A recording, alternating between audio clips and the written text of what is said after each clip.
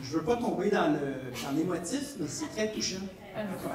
C'est rempli d'énergie, c'est surtout rempli d'optimisme dans une époque assez pessimiste. On pourrait même qualifier notre époque des fois d'un peu lourde. Et ça va être un moment marquant, j'ai l'impression, parce que spontanément, plusieurs personnes viennent parler d'avenir. Et le thème aujourd'hui, ça va être de parler d'avenir avec optimisme, en visualisant ce qu'on est capable de faire, au lieu d'accepter un déclin à plein d'égards.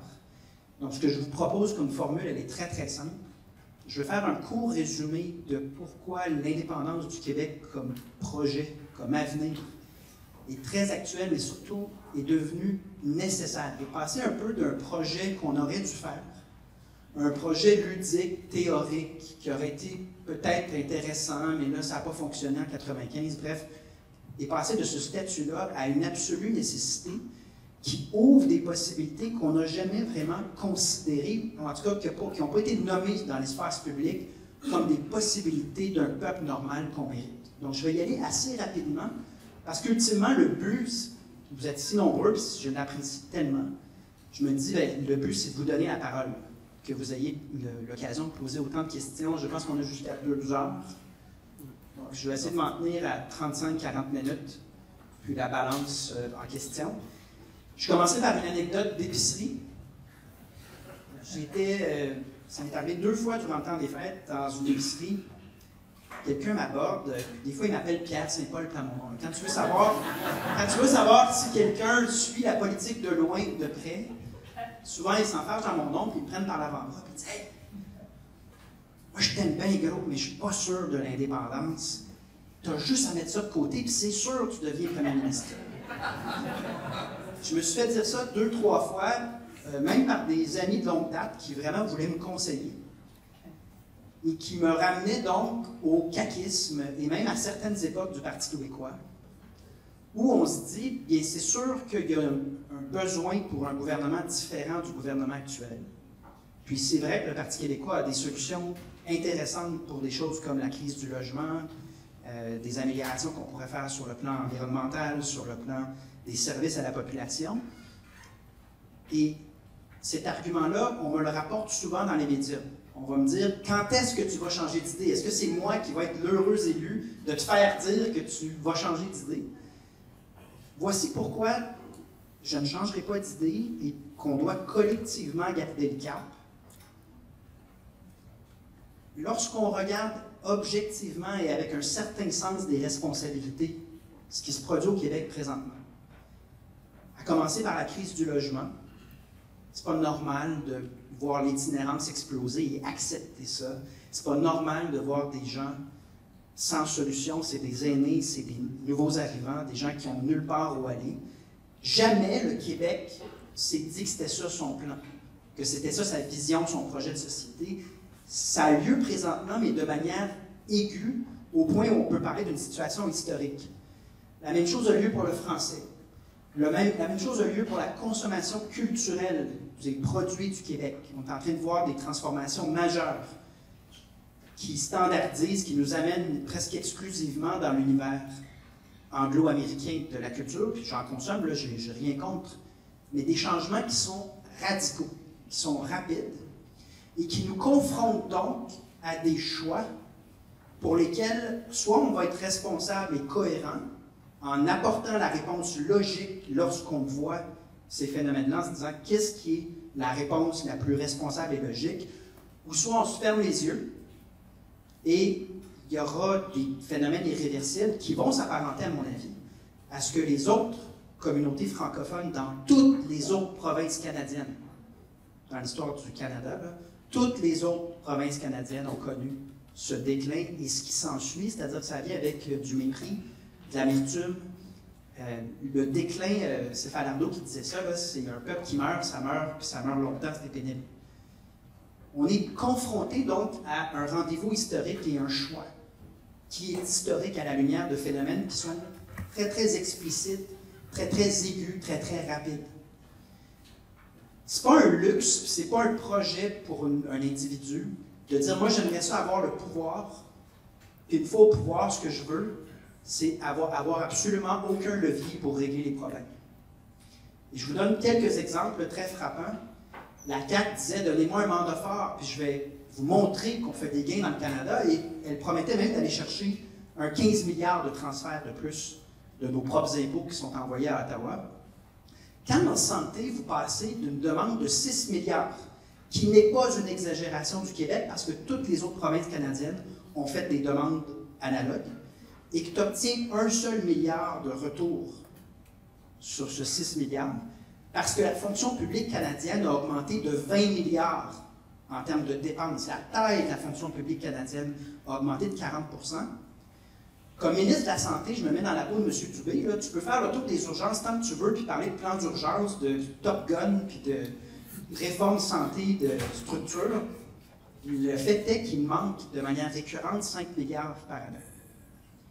Aller au pouvoir, prendre le pouvoir, mais en fait, avoir un pouvoir de plus en plus limité et constater les limites que nous impose le Canada sur une base quotidienne, et ça va être ça la contribution de la CAQ, prouver par l'absurde que ça ne fonctionne pas.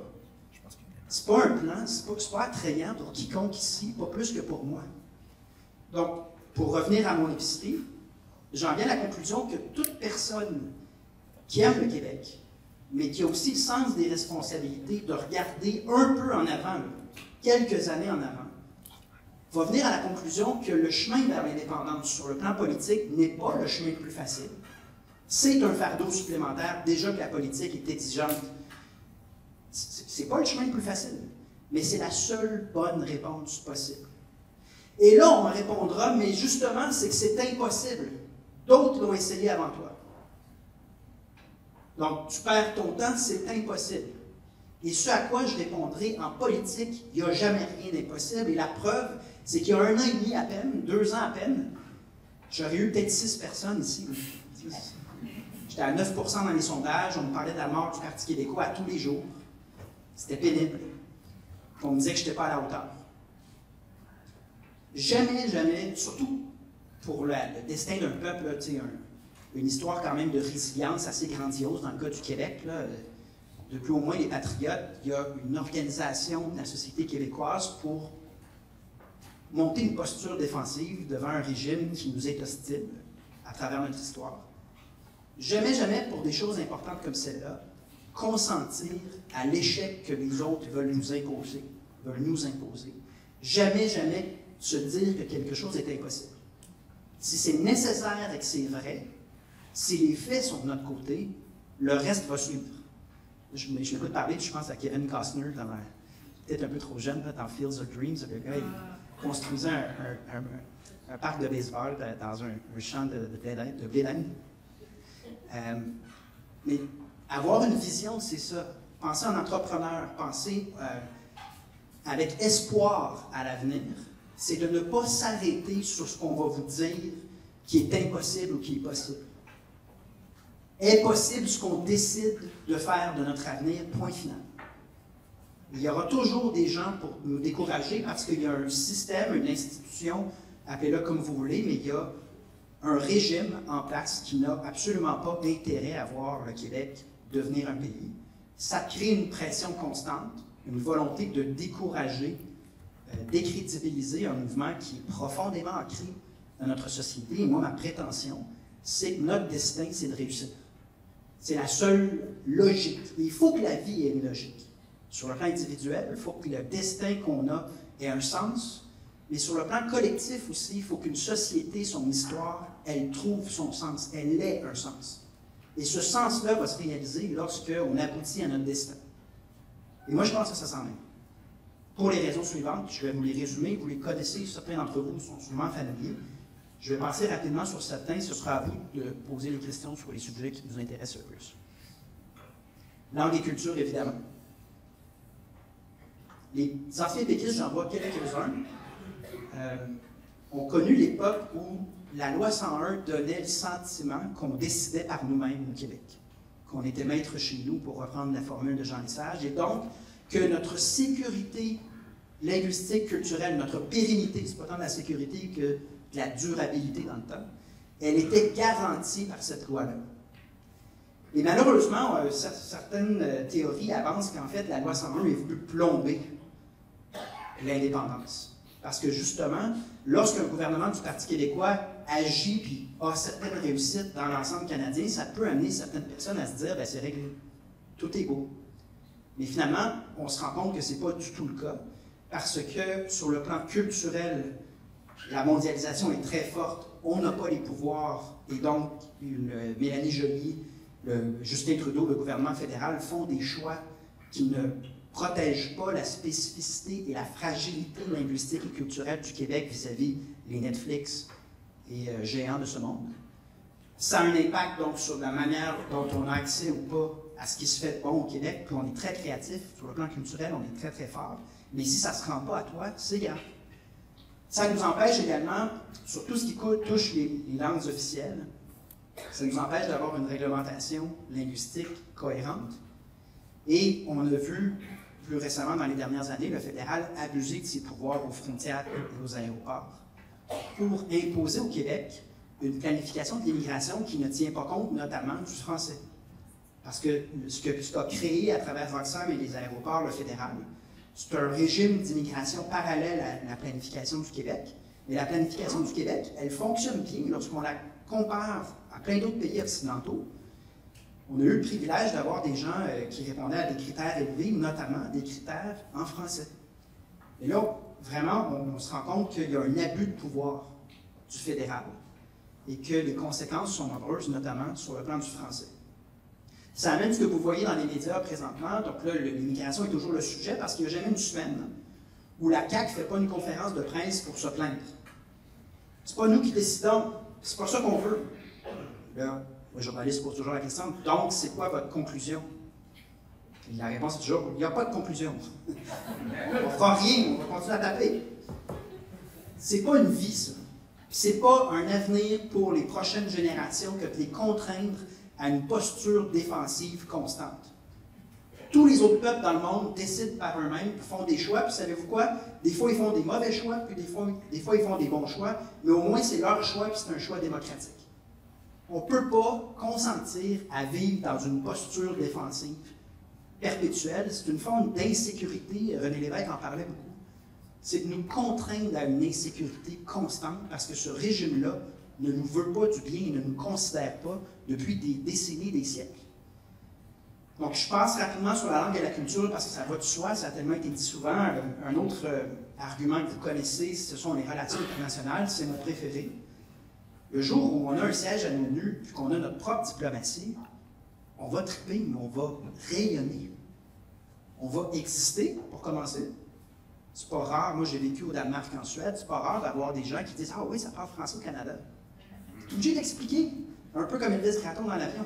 Je suis un Canadien, Français, d'Amérique, du Nord.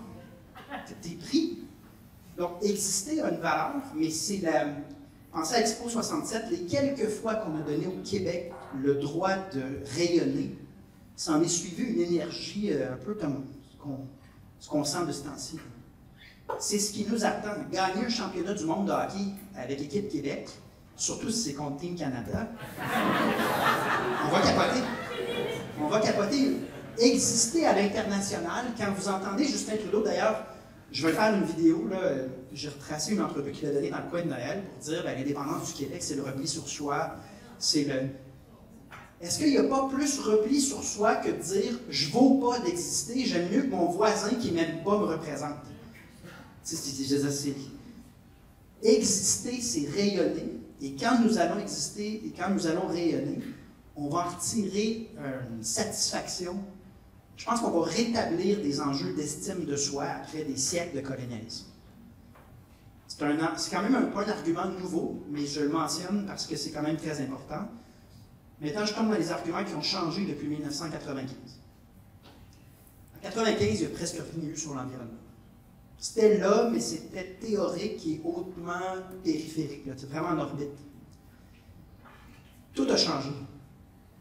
Je ne vois pas comment, vu l'urgence de la situation, vu les données, puis ce qu'on ressent, ce qu'on voit sur le plan climatique au Québec présentement, je ne vois pas comment on peut se dire environnementaliste en faveur de mesures de changement et d'adaptation, et en même temps se dire confortable dans le Canada, alors que c'est littéralement un pétro-gouvernement Qu'est-ce qu'un pétro-gouvernement? C'est un gouvernement qui est devenu dépendant à une industrie au point que cette industrie-là exerce le pouvoir à la place des politiciens. Ça se traduit là, par des tonnes de lobbyistes, des sommes d'argent importantes. C'est la seule façon d'expliquer le pipeline Trans Mountain qui est rendu à 30 milliards de dollars. Il était supposé coûter 4 milliards. Ça, c'est vos fonds publics. Ça vient du Québec, cet argent-là, à peu près à 20 %. Le Canada ne changera pas. Ils vont vous promettre à chaque élection de planter des arbres, là. Mais la vérité, c'est que c'est une des industries les plus polluantes au monde, mais que le préjudice pour le Québec, il est grave. C'est à peu près 2 milliards de nos impôts qu'on envoie en toutes sortes de formes de soutien pétrolière. Mais ces 2 milliards-là, imaginez un instant qu'elles s'en vont dans des entreprises québécoises en transition énergétique, puis en transformation de l'économie pour une économie durable et verte. La richesse qu'on créerait au Québec, l'expertise qui serait ensuite exportée ailleurs dans le monde, n'a rien à voir avec des multinationales ingrates situées en Alberta. C'est notre argent. Donc, ça, c'est un argument, je pense, qu'on devrait là, marteler si ça nous tient à cœur. Il faut être cohérent. Puis il faut se doter d'une politique nationale québécoise, d'un pays qui va dire « c'est moi le leader » en matière de transformation des économies pour avoir un modèle durable. Et c'est positif pour l'économie parce que cette expertise-là, elle aura une valeur éventuellement. L'autre argument qui va prendre de l'espace qui n'existait pas en 1995, c'est le sort et l'avenir des Premières Nations. Les nations autochtones sont prisonnières de la loi sur les Indiens, vous êtes sûrement familiers, c'est un cadre juridique colonial, parce que le Canada, c'est un État colonial, qui ne changera pas. Donc, Justin Trudeau peut se déguiser, il peut verser des larmes, il peut faire des mises en scène. La réalité, c'est que c'est une loi hautement discriminatoire et notre seul espoir d'en sortir, c'est de briser le régime colonial canadien. Et de dire, nous, ce qu'on va faire, c'est créer un nouveau pays dans le cadre duquel on est conscient du sort qui a été réservé aux nations autochtones et dans quel cas on embarque dans des négociations de nation à nation. On fait venir l'ONU, qui a déjà un cadre, qui a déjà réfléchi à comment on peut arriver à des ententes pérennes. Et c'est ça notre projet de société. Donc c'est un électrochoc qui est en fait la seule issue de cette question-là. Et on peut même imaginer un concept où, parce que c'est très délicat, chaque nation va négocier de la manière dont elle désire. On ne peut pas prédire, on ne peut pas uniformiser les négociations, mais on peut dire on offrira à chaque nation au moins la base, c'est-à-dire le traitement identique offert actuellement par le Canada. Ça, on le garantit. Si vous voulez sortir de ce cadre-là, c'est votre autodétermination, on est d'égal à égal, on négocie. Imaginez le message qu'on va envoyer dans le monde si nous, on réussit ça. Je veux dire, ce serait une réalisation historique, grandiose, et on a le tempérament pour faire ça. On a le profil comme peuple pour réussir ça. Mais il faut avoir le courage de dire à ce régime-là, c'est fini. On part un nouveau chapitre. C'est pour ça que j'adore les universités et les cégeps. C'est que c'est essentiellement ce dont je vous parle, un nouveau chapitre. Et tout est à rédiger. François Legault va vous dire, ouais, mais parce qu'il y a des sacrifices. Je ne peux pas m'empêcher de faire une parenthèse, là. Il y a des sacrifices à faire si vous voulez un pays. Premièrement, ce n'est pas si clair. La Slovaquie a connu une augmentation de son PIB par habitant assez spectaculaire dans les quelques années qui ont suivi l'indépendance, tout simplement parce que tu existes du jour au lendemain, il y a des ambassades qui s'établissent, il y a vraiment de l'activité. Donc, ce n'est pas si clair quel est le sacrifice en question, mais posez-vous la question, quel est le sacrifice à demeurer dans le Canada? Balancez les deux. Je continue mes arguments, là, mais j'ai déjà parlé du sacrifice de voir notre langue et notre culture se marginaliser, de voir les relations internationales inexistantes, on est représenté par un Canada qui ne nous représente pas, de voir l'environnement continuer à se détériorer en faisant des choix contre notre volonté, et de voir la loi sur les Indiens juste demeurer comme le cadre juridique de référence, ce qui est inacceptable. On continue dans ces sacrifices-là, et ça, c'est un argument nouveau pour lequel j'ai beaucoup de fierté, parce que lorsque j'ai parlé à mon équipe de l'idée de publier les finances d'un Québec indépendant, tout le monde m'a dit « fais pas ça ». Fais n'importe quoi sauf ça, parce que tu vas t'embarquer dans une guerre de chiffres où des économistes fédéralistes vont dire « tu n'as pas de crédibilité, tu t'es trompé, c'est épouvantable, on va être pauvre, on va faire faillite. » À quoi j'ai répondu « si on est sérieux, il va falloir détailler à quoi ressemblera les finances d'un Québec. On a les ressources, on a obtenu la collaboration très généreuse de 6 économistes différents qui l'ont fait, qui ont révisé le travail sur une base bénévole. C'est très généreux de leur part. Et qu'est-ce que ça révèle? Ça révèle peut-être le levier le plus important de tous les arguments qu'on a, à savoir que tout le monde ressent le découragement d'être dans un système de santé, puis un système d'éducation qui nous donne vraiment le sentiment qu'on ne s'en va pas dans la bonne direction.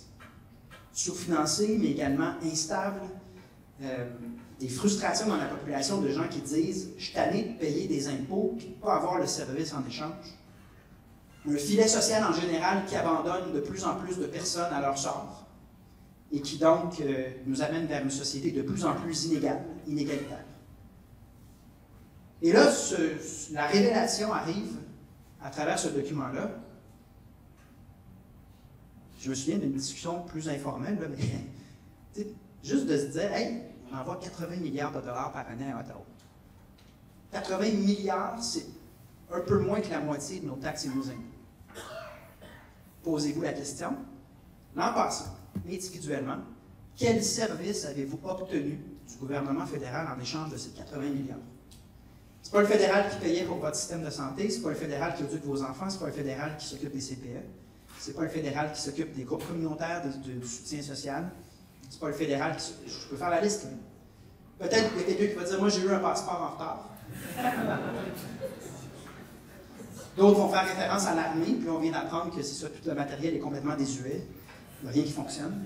Mais cherchez, vous allez voir, c'est surprenant comment il y a un gouvernement de trop qui capture 80 milliards et qui a une fonction publique gigantesque, le Santé Canada, Transport Canada, Revenu Canada, Patrimoine Canada.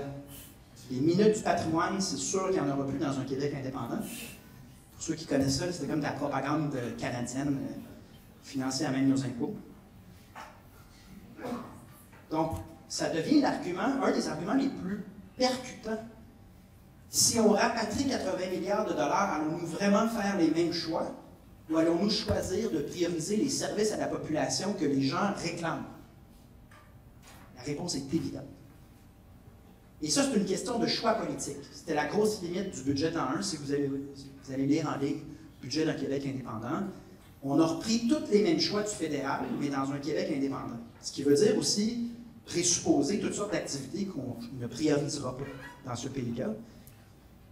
Donc, on est capable de dire à la population, si vous voulez que ça change, d'avoir un meilleur niveau de soins de santé, si vous voulez de meilleures conditions de travail en éducation, si vous voulez des psycho-éducateurs en aide aux professeurs, si vous voulez que les groupes communautaires soient mieux financés pour qu'on ait un vrai filet social, on peut dépenser les 80 milliards en fonction de nos priorités.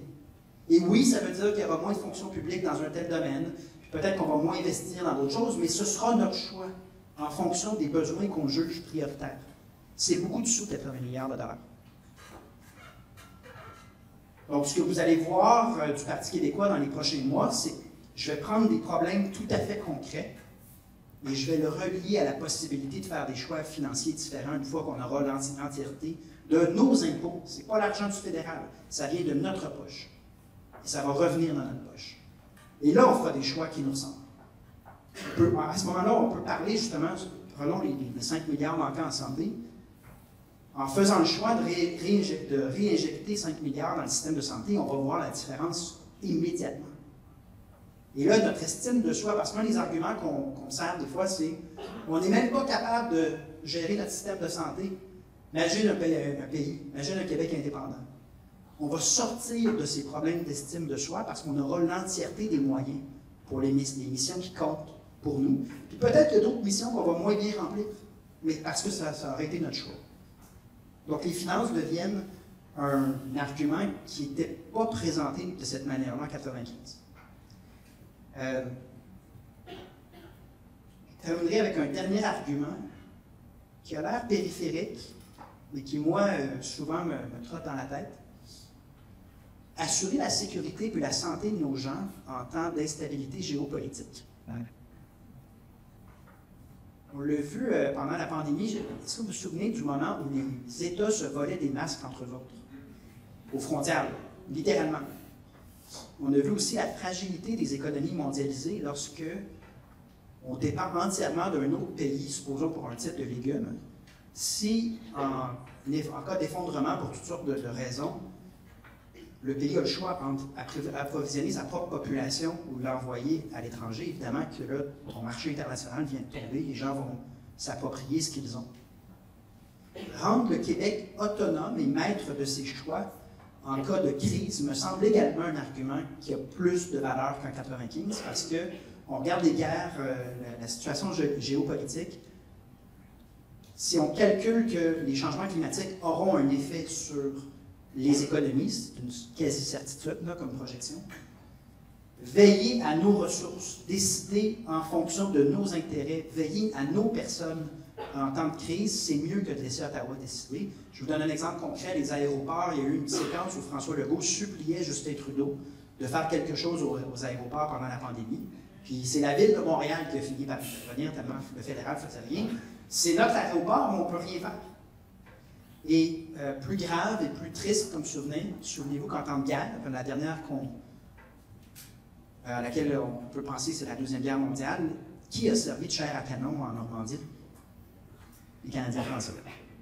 Parce que les dirigeants d'armée anglo-canadiens trouvaient ça pratique ou logique d'envoyer les Franco-Canadiens se faire descendre par les forces nazies dans un débarquement là, hyper risqué. Aujourd'hui, en France, il y a énormément d'appréciation pour les cousins québécois parce qu'en effet, on a libéré la France, mais c'est une décision politique qui relève d'un pays qui, souvent, a traité les francophones différemment des anglophones tout au long de son histoire, déportation des Acadiens. Je ne fais pas toute l'histoire du Canada, là, mais il y a un intérêt dans un environnement plus instable à veiller à nos gens, d'abord et avant tout, à nos intérêts d'abord et avant tout. Et ça, c'est vrai par rapport à toutes sortes de situations qu'en fait, on ne connaît pas. Donc, je pense que j'ai fait un tour rapide. Est-ce que je suis dans les temps? C'est ça, on est dans les temps. Je terminerai avec une bataille que je n'ai pas gagnée encore dans l'opinion publique. Dans la mentalité québécoise, qui est quand même sympa et bonasse. C'est pas un peuple qui aime le trouble. C'est un peuple assez calme qui va préférer l'absence de confrontation à la confrontation. Dans nos rapports sociaux, on est comme ça. Mais politiquement également, on est comme ça. Il y a un sentiment un peu bizarre que lorsqu'on ne bouge pas, ben rien ne bouge. Choisir de ne pas changer nous garantit que les choses demeurent comme elles le sont. On semble penser ça au Québec. Les plus récentes années nous montrent que des fois, dans la vie, individuelle comme collective, ne pas prendre de décision, ne pas se responsabiliser, ne pas faire de choix, ben c'est s'enliser. C'est accepter les déclins. Parce qu'on est pris dans l'indécision.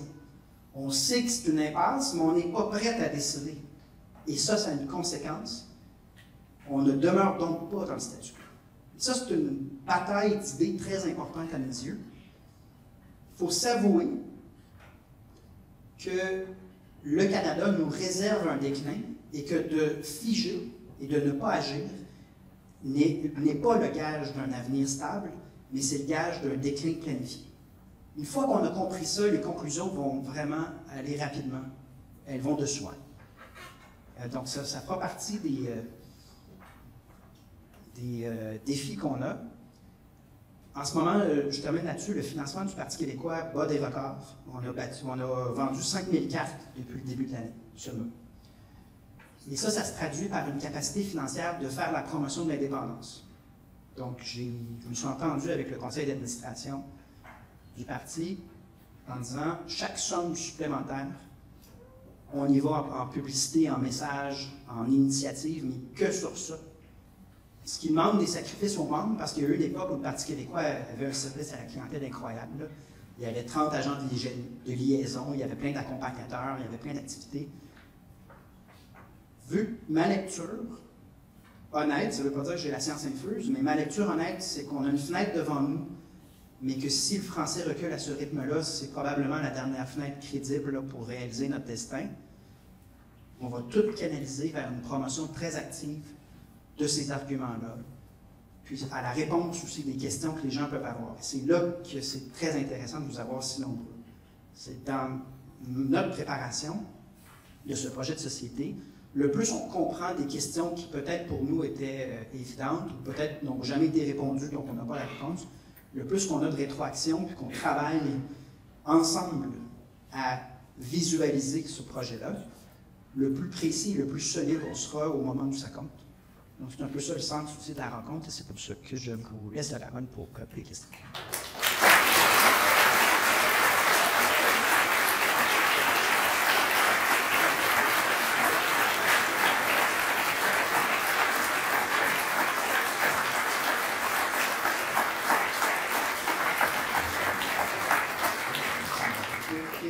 Merci tout le monde. Rapidement, je me présente, Eden Bélanger, je suis sur l'exécutif national du Comité national des jeunes du parti.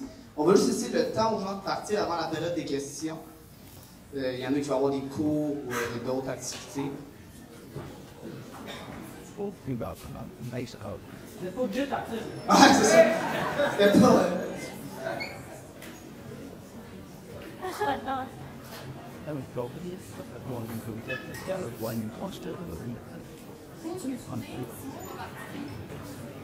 Donc, pour les questions, simplement lever la main, puis je vais vous attribuer la parole. Donc, on va commencer tout de suite. Monsieur avec le béret. Ouais, j'attendais le micro, en fait.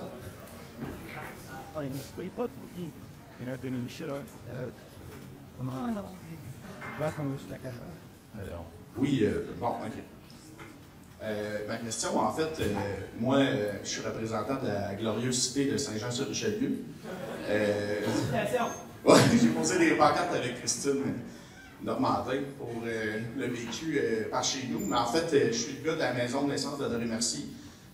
Puis je remarque qu'il y a un certain héritage, à moins que je me trompe, quand on parle de l'idée de l'union. Tu sais, Honoré-Mercier disait la patrie avant les partis. Puis ma question, c'est ça, est-ce que Honoré-Mercier, pour vous, c'est une source d'inspiration? Quelqu'un qui peut... peut-être que c'est quelque chose que je remarque sans que ça soit conscient, mais il y a certains éléments de discours qui peuvent paraître, dans ce que vous dites, comme étant foncièrement modernes, mais en fait, on en revient un peu à cette période-là, selon moi, révolutionnaire, qui répondait aussi à des questions très similaires. D'avancée des corporations, puis de questions qui étaient environnementales aussi à la fin des années 1800. Là. Fait que c'est une question... Honnêtement, non, il n'y a pas spécifiquement d'inspiration directe, mais souvent j'ai cette question-là par rapport, je suis le 10e chef du Parti québécois. Donc il y a eu 9 autres chefs, puis des fois on dit, est-ce que tu puises ton inspiration de tel aspect, de tel chef? Je réponds souvent spontanément, c'est parce que c'est un peu toute la même personne. Ça fait des siècles que les constats politiques sont les mêmes, et donc c'est normal que les réponses se ressemblent jusqu'à temps qu'on trouve une solution durable. Et il y aura toujours des gens pour servir l'intérêt du Québec avec loyauté. La difficulté du colonialisme, c'est que les élites sont achetées par un régime. Ça, c'est universel, c'est pas propre aux colonies britanniques. Garder le contrôle sur un territoire qui n'a pas de raison de demeurer sous contrôle, on va aller chercher la loyauté des élites qui, elles, ensuite, vont se concentrer à convaincre l'ensemble du peuple que tout est normal. Et cet état des lieux n'a pas changé au Québec depuis des siècles. C'est encore le cas aujourd'hui. Très normal à ce moment-là que les conclusions se ressemblent. J'ai répété Papineau combien de fois quand le Parti québécois allait mal à 9-10 %. Je répétais tout le temps, fais ce que doit, advienne que pourra. C'est profondément gravé dans notre ADN collectif. Donc c'est très normal, mais pas spécifiquement, non, je vais puiser spécifiquement. Merci. On a une question ici de madame. bonjour. On s'est Lisanne Paquette, je suis une étudiante en politique appliquée à l'université. Donc, vous avez parlé des Premières Nations au début dans un de vos arguments, puis je me demandais juste, dans ces négociations-là avec les Premières Nations, disons qu'il y en a une communauté à un moment donné qui vous dit ben nous, ça ne nous tenterait pas de faire partie du Québec, on veut rester au Canada. Ce serait quoi, dans ce sentiment d'autodétermination-là, est-ce que nous, on aurait le droit de leur demander de faire partie d'un pays? C'est là que l'ONU intervient. Il y a quand même un cadre à tout ça. Donc, ces choses-là ont été réfléchies. Tu as une jurisprudence sur c'est quoi l'intégrité territoriale, c'est quoi les dimensions territoriales des Premières Nations, et c'est très complexe. Il n'y a pas de mentalité de territoire fixe et délimité du côté des peuples autochtones. C'est pour ça que l'ONU a travaillé sur un cadre qui fait l'objet donc de plusieurs publications. Dans cette perspective-là, peu importe l'argument qui peut être servi, puis il y aura vraiment une pluralité d'approches. C'est sûr que la négociation avec les Wendat ne sera pas la même qu'avec les Mohawks. L'histoire m'a dit que ce ne sera pas la même chose. Et je le vis, moi, à chaque fois que j'ai la chance de rencontrer un chef, je le fais, puis je vois que l'approche n'est pas la même. Donc, tu auras une pluralité de positions, de demandes. Et je pense que l'existence de cadres déjà existants va nous aider. C'est pour ça que j'ai en tête aussi d'aller chercher des médiateurs, des accompagnateurs du côté de l'ONU qui ont travaillé sur cette question. Merci. Yes.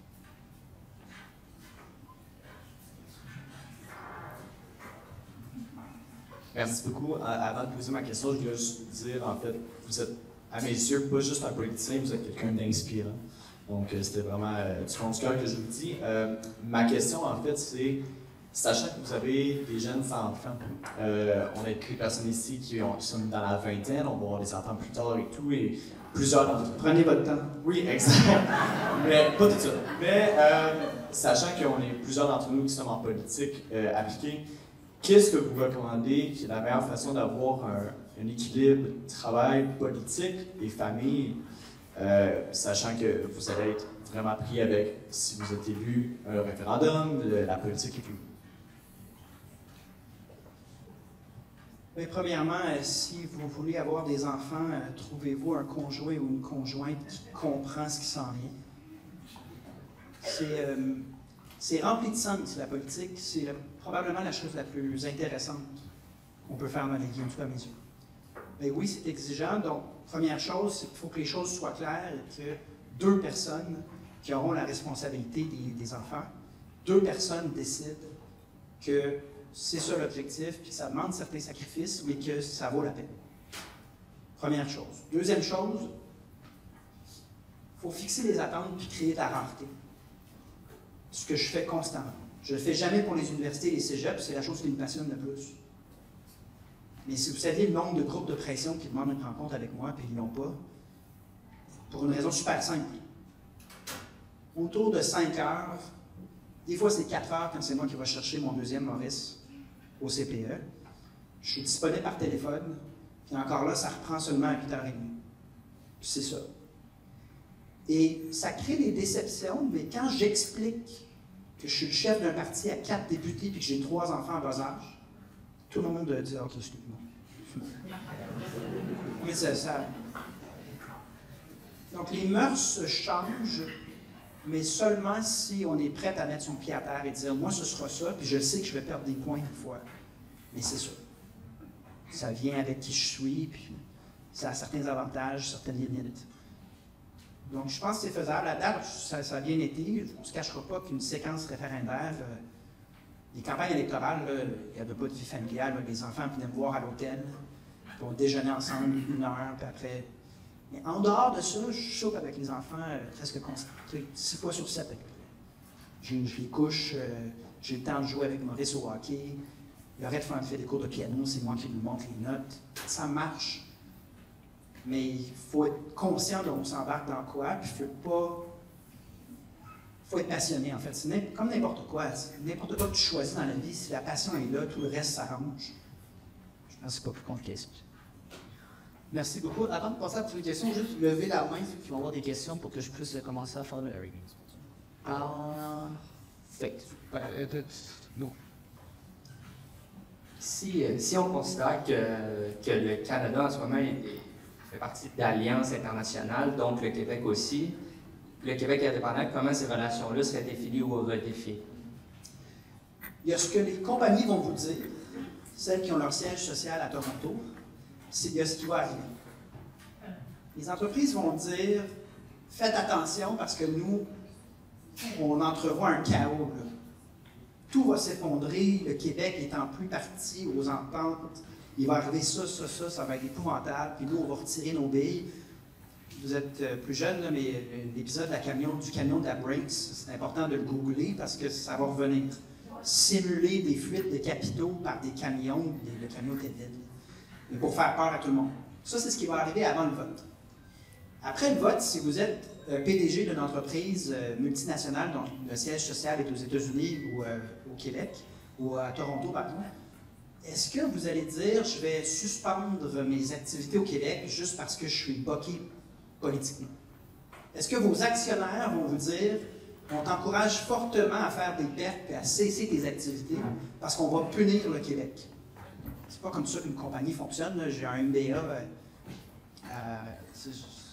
plusieurs années qui gère des entreprises. L'entreprise, évidemment, va chercher à se faire rassurer sur le risque, sur la stabilité de l'environnement économique. Puis il va dire, moi, je vais continuer mes échanges parce qu'en ce moment, je fais du profit, puis je n'ai aucune raison d'arrêter de faire du profit. Mais il faut vraiment distinguer le discours qui va être adopté avant le vote pour faire peur à tout le monde de la réalité de la gestion d'une entreprise, surtout quand on a des actionnaires. C'est un marché, le Québec, c'est un marché stable, riche, rempli de ressources. Des entreprises qui vont cracher là-dessus. J'ai des amis, moi, qui ont fait affaire dans des pays en guerre, ou des pays en voie de développement. L'entreprise va évaluer son risque et sa rentabilité. Et s'il n'y a pas de risque à continuer ses opérations et que c'est rentable, vous avez votre réponse.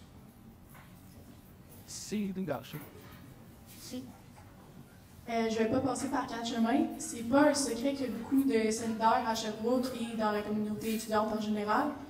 C'est aussi un parti qui est indépendantiste. Est-ce que vous pensez que vous êtes capable de vous différencier de ce parti-là? Si oui, comment? Puis est-ce que vous êtes capable de faire changer les votes? Moi, je suis assez content de voir Québec solidaire s'activer sur l'indépendance.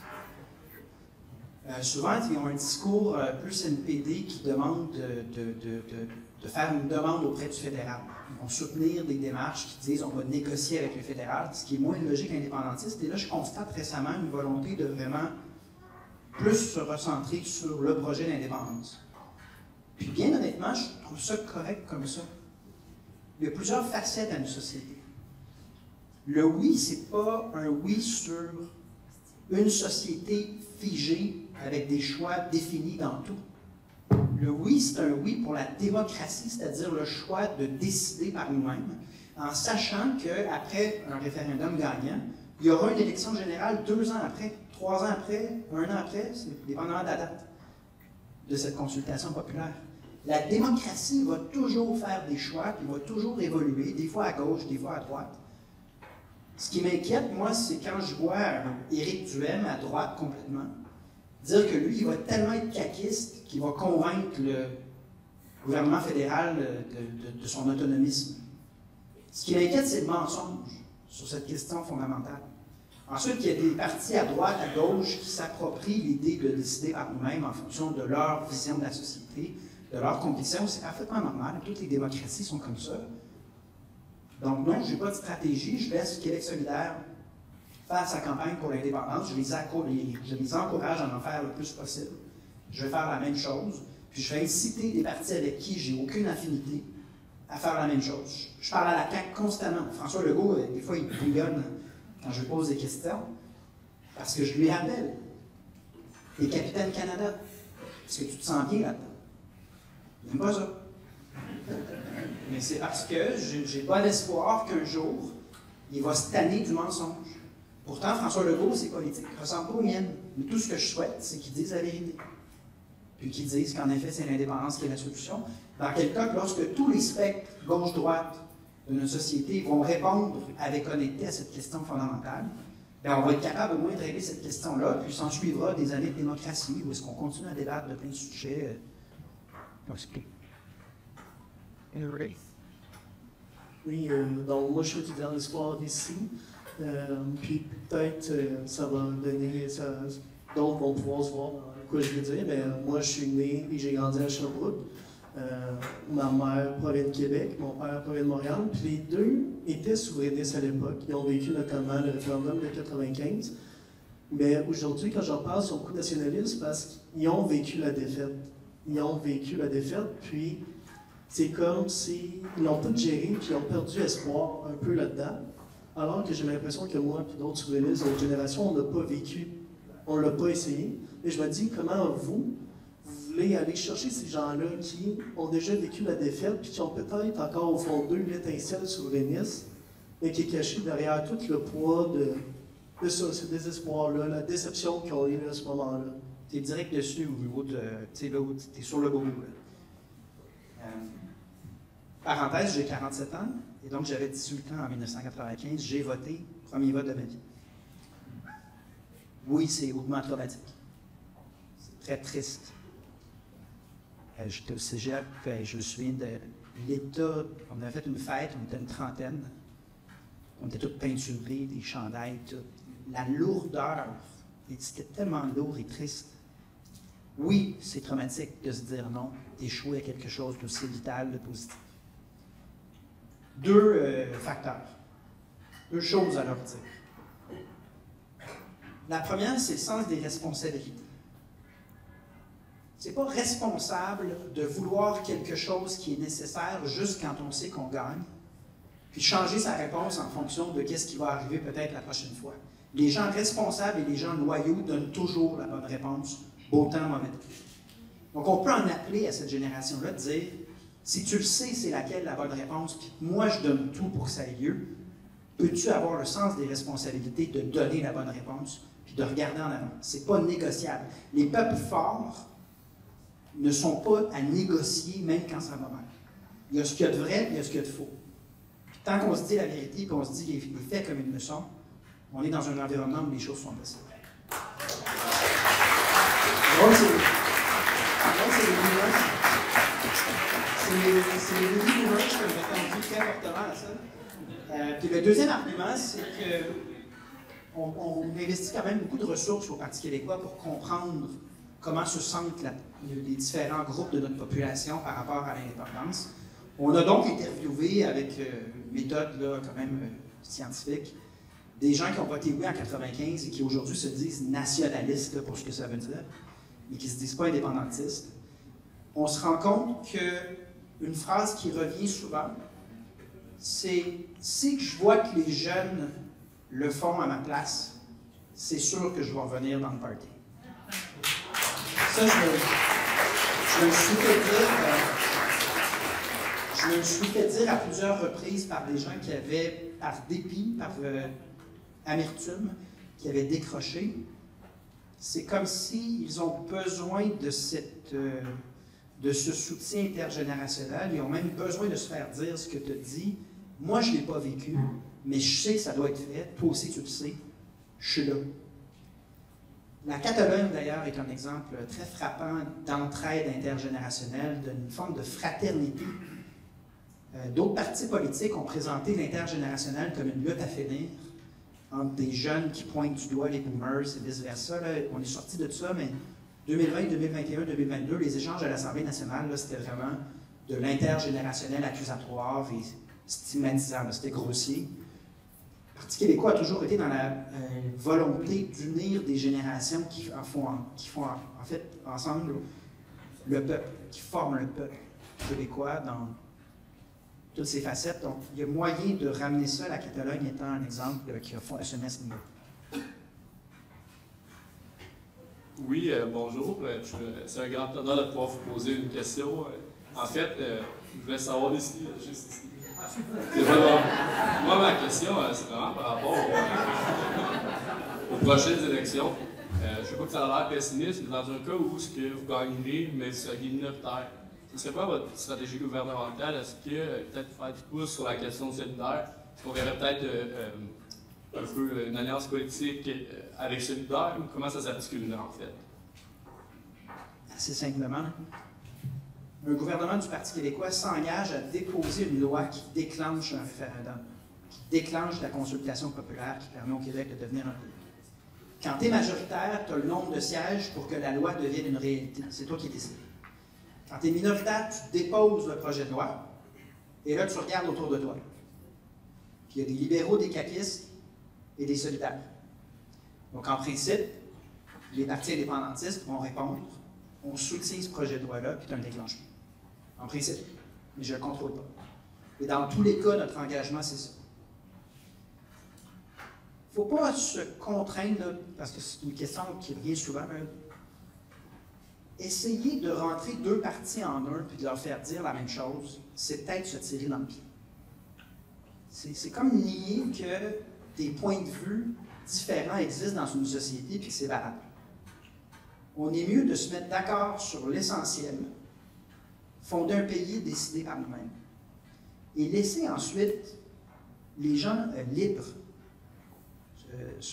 La liberté, le fait d'être libre est très important dans notre projet. Il y aura toutes sortes de points de vue. J'aimerais voir la droite. Pourtant, je suis à gauche du centre dans mes prises de position, mais j'aimerais voir, moi, la droite très à droite. D'ailleurs, un des économistes des libertariens, dans ceux qui ont signé, qui ont vérifié notre Québec les finances d'un Québec indépendant, j'aime mieux voir des gens avoir une opinion complètement différente de la mienne, se mettre d'accord sur l'essentiel, que d'essayer de rentrer tout ce monde-là en une seule doctrine politique, puis là, tout le monde est fâché. Donc, on déposera le projet de loi, et tout le monde aura la liberté de répondre en leur âme et conscience. Mano, allô? Dans le fond, moi, j'avais comme deux volets à ma question. On voit une tendance linguistique qui penche de plus en plus vers l'anglais, surtout au Québec, là, surtout dans les grands centres métropolitains, on ne se le cachera pas. Dans un futur proche, vous êtes élu. Ça se raccorde aux démarches ou les promesses face à la baisse du français. Puis, ma deuxième question est très simple.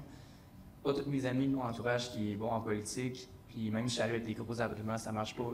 As-tu des trucs pour les frontliners de séparer du Canada? Ça va pas.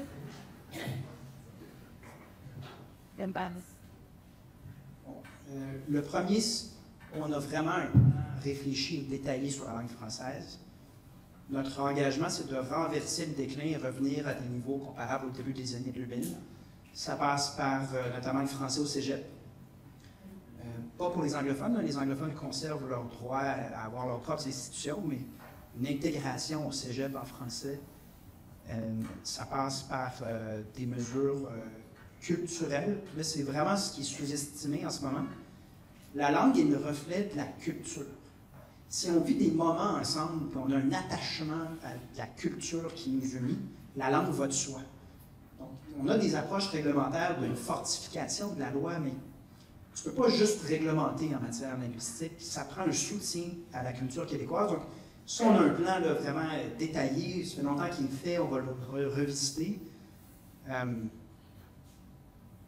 Et ta deuxième question, c'était la question à 1 000 $, c'était, rappelle-moi, comment convaincre les moins politisés, hein, c'est ça? Oui.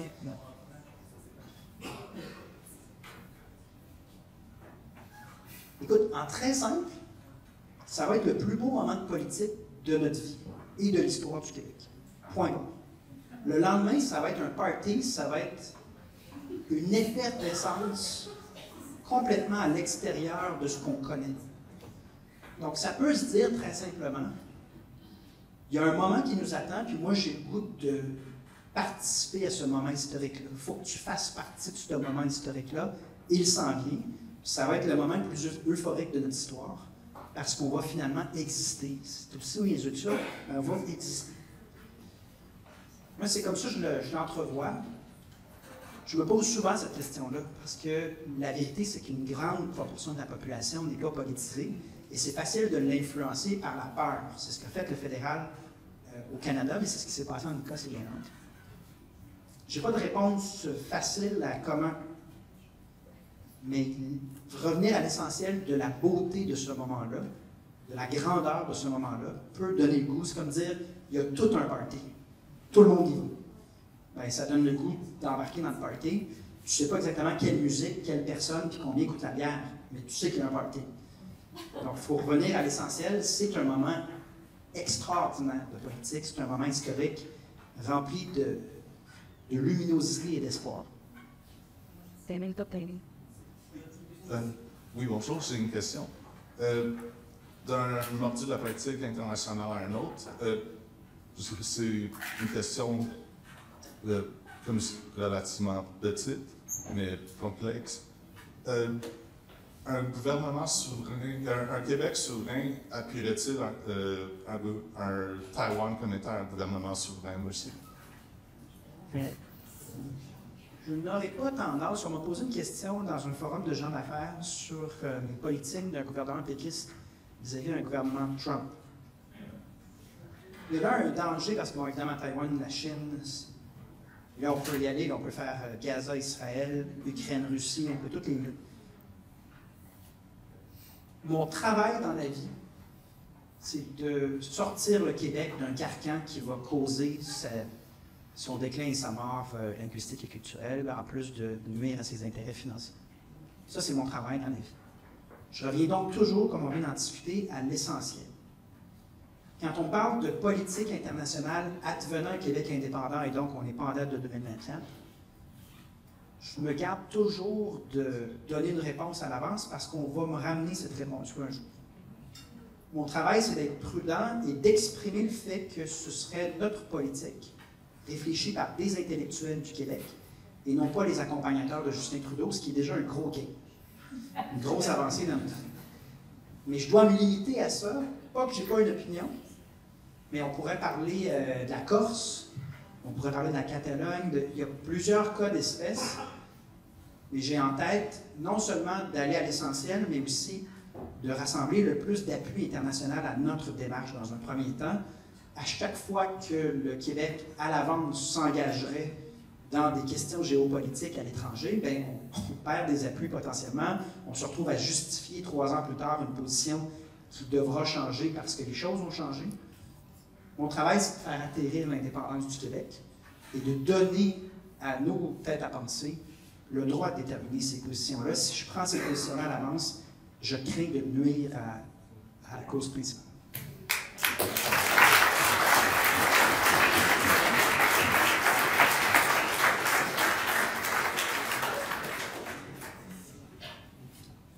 Bonjour.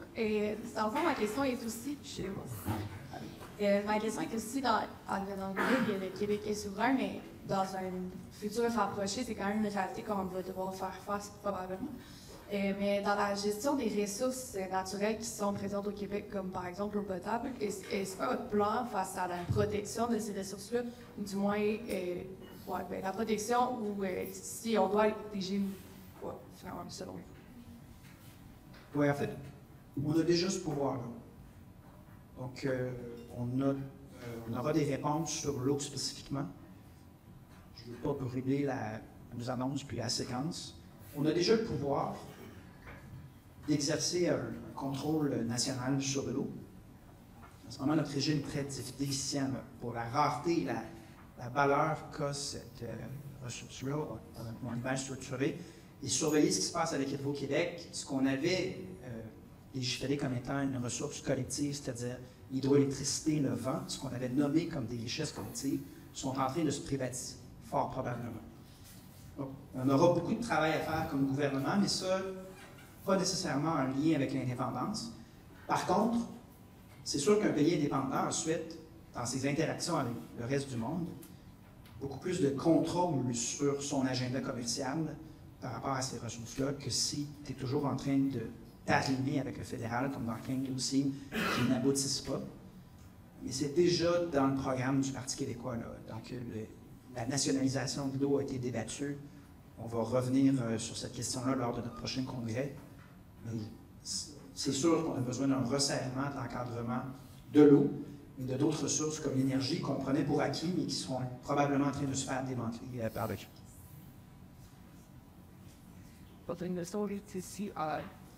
Bonjour. J'avais deux questions pour vous. Premièrement, est-ce que vous prévoyez une réforme du mode de scrutin? Et deuxièmement, est-ce que vous avez pensé à un hymne national? Oui, c'est ma composition.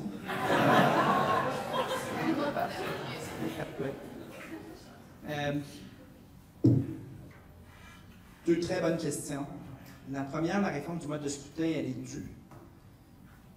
Je pense que dans la séquence que je prépare, que mon parti prépare de prise du pouvoir, elle sera liée à la création d'un nouveau pays.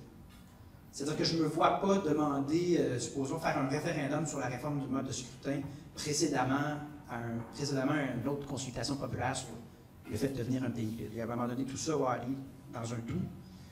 Mais clairement, il y a des réformes très importantes qui vont accompagner le projet de pays. Et puisque c'est un projet, celui de la réforme du mode de scrutin, qui est bienvenu par la population et qui est attendu, c'est positif que le oui soit une promesse également d'aboutir, parce qu'on va pouvoir à l'avance dire voici le système qui s'appliquera dans ce nouveau pays-là, tout simplement. Et la deuxième question, je m'excuse. L'hymne national. Je me fais souvent envoyer des CD de gens qui disent moi, j'en ai un pour toi. Je ne sais pas si on pourrait mandater certains de nos artistes. Il y a certaines chansons que moi, je verrais comme hymne national. C'est sûr que de pouvoir chanter quelque chose ensemble a une valeur de rassemblement très grande. On ne l'a pas en ce moment. On a gens du pays, on a quelques chansons qu'on peut tous fredonner en même temps, mais on ne l'a jamais consacré. Il n'y a aucune chanson qui a été consacrée comme notre chanson de rassemblement. Je n'ai pas de réponse en date d'aujourd'hui, mais je pense que c'est une question à traiter rapidement, en effet. Je vais prendre en note parce que ça fait quelques fois que ça me vient à l'esprit, mais non, c'est pas moi qui vais composer la chanson.